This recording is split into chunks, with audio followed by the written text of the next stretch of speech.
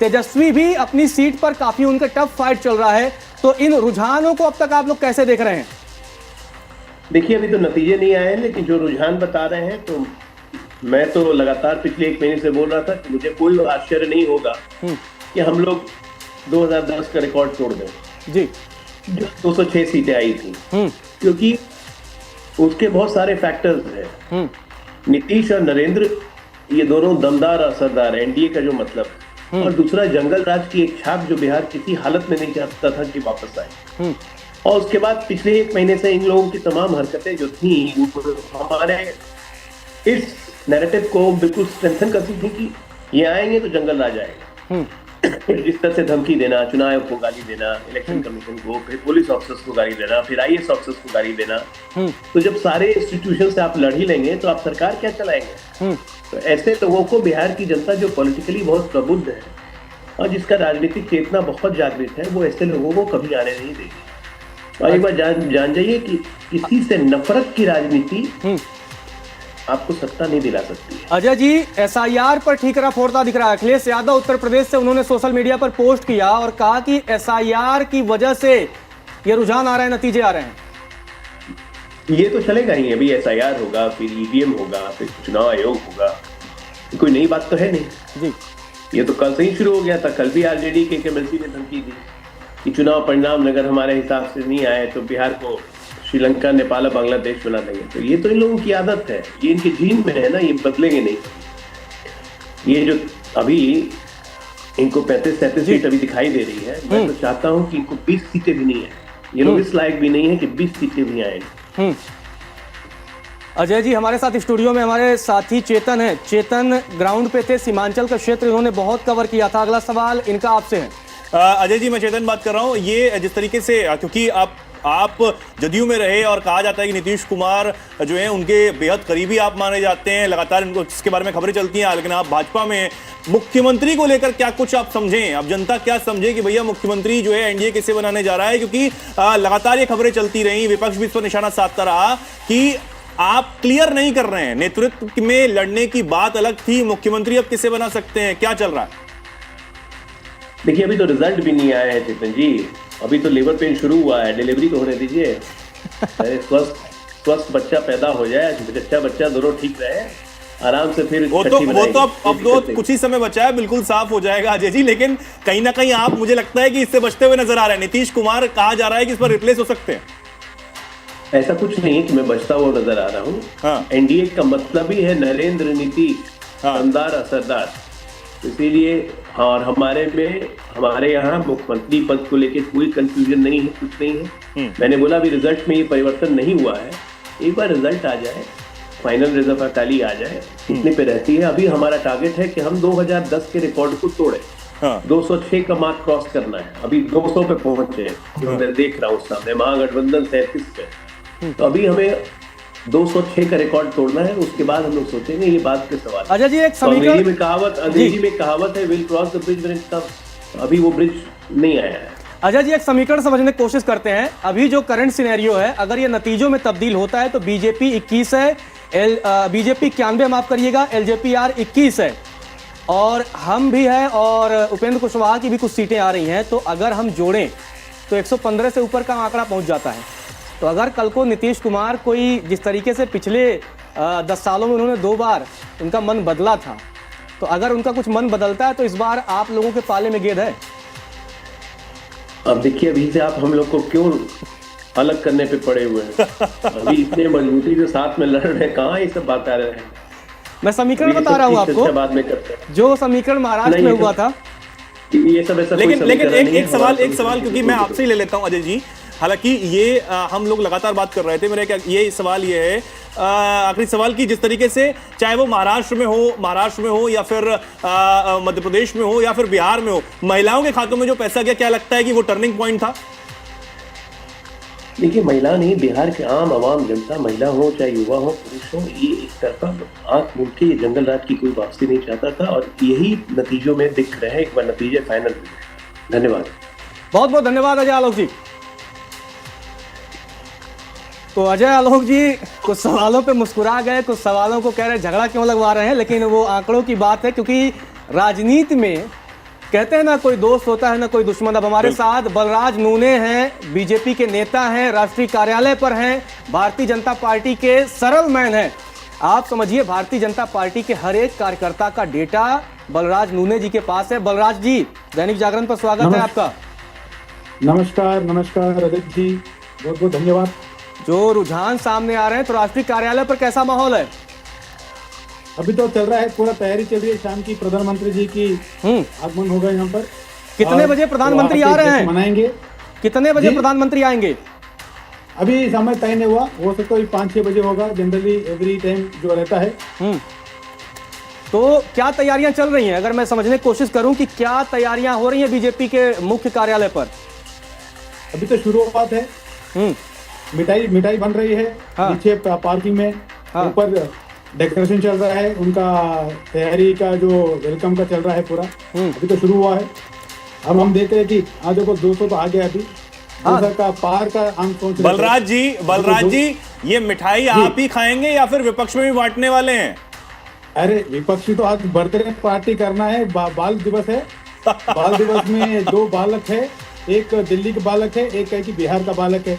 आपको तो पता है जो पप्पू बोला जाता है, पप्पू एक्चुअली ये जो बाल दिवस है, अगर आप इतिहास देखा गया तो ये 20 तारीख नवंबर में मनाने वाले थे। मगर जब पंडित नेहरू जी का जन्मदिन वो लोग बदल दिए। अगर कांग्रेस गवर्नमेंट आया तो हो सकता है पप्पू का बर्थडे भी अपन ये भी दिन देखना पड़ेगा कि जो आज 14 कर रहे हैं, हो सकता है वो लेकिन जिनकी आप बात कर रहे हैं, जो आप संज्ञा देते हैं, ठीक है, वो आप देते हैं उन पर। वो कहते हैं कि ये हमें बोलते रहते हैं, हमें उससे कोई मतलब नहीं है, लेकिन वोट चोरी वाला मुद्दा उन्होंने जमकर उठाया और हो सकता है कि अब इस रिजल्ट के बाद और तेजी से उठाएं। तब क्या जवाब देंगे? नहीं, वोट चोरी कौन करा पता चल रहा ना। वोट चोरी हम कहाँ करेंगे? वो तो एसआईआर का भी यही बात कर रहे थे।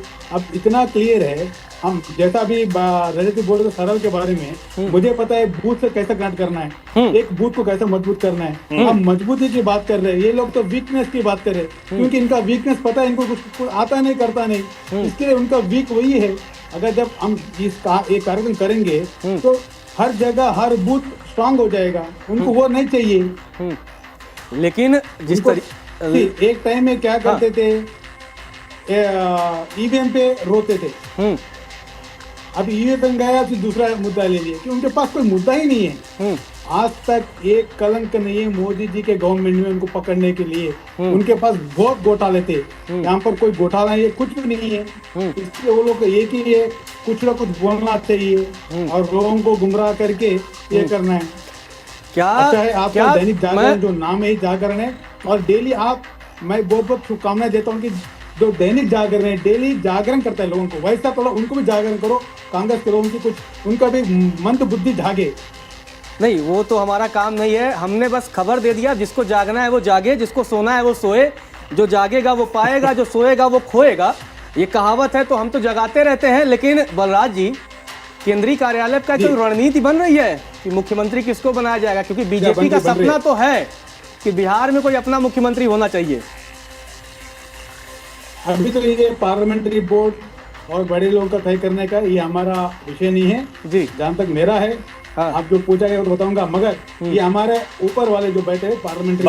बलराज जी, मैं चेतन बात कर रहा हूँ, रजत के साथ इस वक्त मौजूद हूँ। मेरा यही सवाल है कि हम लगातार जो है आपकी पार्टी से जो दल हैं उनके तमाम नेताओं से बातचीत कर रहे हैं। अब आप भी आए तो आपसे भी रजत ने ये सवाल किया, लेकिन मेरा ये सवाल है कि मुख्यमंत्री चेहरे पर आप सवाल से बच क्यों रहे हैं? आप ये क्यों नहीं कहते कि नेतृत्व में ठीक है लड़ा नीतीश कुमार के, अभी वो मुख्यमंत्री रहेंगे? ये क्यों कह रहे हैं कि एनडीए में ऊपर बातचीत होगी तब पता लगेगा? ये क्यों, ये जानना चाहते हैं सब।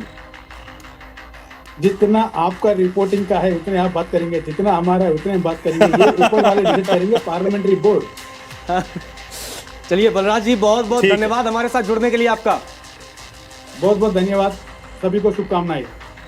तो बलराज नूने थे, कह रहे केंद्रीय कार्यालय पर प्रधानमंत्री नरेंद्र मोदी जाएंगे। अक्सर हमने देखा है कि जब भी एनडीए को सफलता मिलती है तो प्रधानमंत्री नरेंद्र मोदी अपने पारंपरिक तरीके से बीजेपी के कार्यालय जाते हैं, मुख्यालय जाते हैं, वहां कार्यकर्ताओं के लिए एक कार्यक्रम का आयोजन होता है। वहां पर प्रधानमंत्री नरेंद्र मोदी का स्वागत किया जाता है, अमित शाह नजर आते हैं, राजनाथ सिंह नजर आते हैं, जेपी नड्डा नजर आते हैं और बीजेपी के तमाम बड़े नेता भी नजर आते हैं बीजेपी के मुख्यालय पर जब शाम को कार्यक्रम होता है। लेकिन अभी जो खबर आ रही है, भारतीय जनता पार्टी और जेडीयू ने मिलकर के जो उनका एनडीए की आंकड़ा है उसने 200 को टच कर लिया है। चेतन, दोहरा शतक, मतलब 243 में दोहरा शतक लगाती हुई एनडीए दिख रही है। नहीं बिल्कुल, और ये अपने आप में बड़ी बात है। देखिए जिस तरीके से चाहे हम भाजपा प्रवक्ताओं से बात कर रहे हो और जितने भी लीडर्स हैं, चाहे वो एनडीए के हों या भाजपा के हों, वो इससे अभी और आगे जाने की कोशिश दावा कर रहे हैं। वो ये कह रहे हैं 200 तो हम टच करेंगे लेकिन 210 तक लेके जाएंगे, यानी कि 200 प्लस का जो आंकड़ा एनडीए के नेता देते हुए नजर आ रहे हैं, वो ये दम भर रहा है कि आप सोचिए कितनी बड़ी जीत जो है वो एनडीए की है, जेडीयू की भी जीत है, भाजपा की जीत है और इसी के साथ आप देखिए रामविलास पासवान जो कि एलजेपी जो है उनकी एक बहुत बड़ी जीत है। अब एलजेपी की अगर हम बात करें रजत, क्योंकि ये भी एक बहुत बड़ी एक बात हो जाती है, एलजेपी को जब सीट दी जा रही थी तो ये कहा जा रहा था कि एनडीए में एलजेपी और इसी के साथ जदयू में कुछ ना कुछ क्लैश चल रहा है सीट को लेकर। वो ये चाहते हैं कि हमें ये सीट मिल जाए, वो जेडीयू चाहती है कि नहीं इनको ये सीट ना मिले, ये हमारी सीट है। लेकिन वो जो खिचड़ी अंदर अंदर पक रही थी उसकी कुछ चेतन, अगर हम समझने की कोशिश करें 2020 और 25 में जो डिफरेंस नजर आ रहा है चेतन, देखिए एलजेपी तब अलग लड़ी थी, उसने लगभग 40 सीटों के आसपास, कई लोग कहते हैं 36-40 के आसपास का एक नुकसान उसने जेडीयू को पहुंचाया था। तो पिछली बार जेडीयू 43 पे थी, अभी जो 80 के आसपास का आंकड़ा समझ में आ रहा है, मतलब 37 सीटों पर, तो मतलब वही जहां हराया था वही सीटें वो जेडीयू जीत रही है। दूसरी तरफ लास्ट टाइम भी 74 के आसपास बीजेपी को मिली थी, तो अभी अगर 90 है, 16 सीटें ज़्यादा दिख रही हैं। लेकिन कई सीटों पर ऐसा हो सकता है क्योंकि बीजेपी को ज़्यादा पोर्ट्रे नहीं किया गया होगा कि चिराग ने बीजेपी को तब नुकसान पहुंचाया होगा। लेकिन अगर 1000-2000 वोट भी चिराग के तब भी उम्मीदवार पाए होंगे तो बीजेपी का ही वो एनडीए का ही वोट होगा। तो अब ये चिराग के जुड़ने से ये आंकड़ा आप देखिए, ये 2020 में भी संभवतः हो सकता था इनकेस अगर जो अभी हम करंट सिनेरियो की बात करें, क्योंकि 21 पर एलजेपी आ रहा है और 6.38 या ऐसे कुछ परसेंटेज लास्ट टाइम भी चिराग की पार्टी को मिले थे। तो इस वजह से आप जब देखेंगे कि चिराग पासवान की पार्टी को ये वोटें मिलते रही हैं और इसका फायदा, एडवांटेज आपको देखेंगे कि इस बार एनडीए को मिलता दिख रहा है चेतन। नहीं बिल्कुल एनडीए को यहां पर मिलता दिख रहा है। और हम बात कर रहे थे रजत, अगर आपको याद हो, हमने ही वो बात की थी जब गिरिराज सिंह की तरफ से एक कटाक्ष जो है वो फेंका गया और निशाना जो है वो कहीं ना कहीं चिराग पासवान की पार्टी और चिराग पासवान थे, जब उनसे ये कहा गया कि भाई आपने 5 सीटें जो हैं वो ली और ये दावा किया गया और ये दम भरा गया एलजेपी की तरफ से कि हमें 5 सीटें मिली थी लोकसभा चुनाव में, हमने 5 सीटें जीत ली, 100% हमारा स्ट्राइक रेट है। उसके बाद गिरिराज सिंह ने नाम तो नहीं लिया लेकिन बिना नाम लिए 2010 से वो आंकड़े जो है वो गिराने शुरू कर दिए कि देखिए आपका स्ट्राइक रेट क्या है। लेकिन अभी चेतन 5 अभी जो करंट वोटिंग है 5.28% अब तक वोट एलजेपी आर के खाते में जाता दिख रहा है। पिछली बार 6 के आसपास था, तो यही जो 5% के आसपास वोटिंग है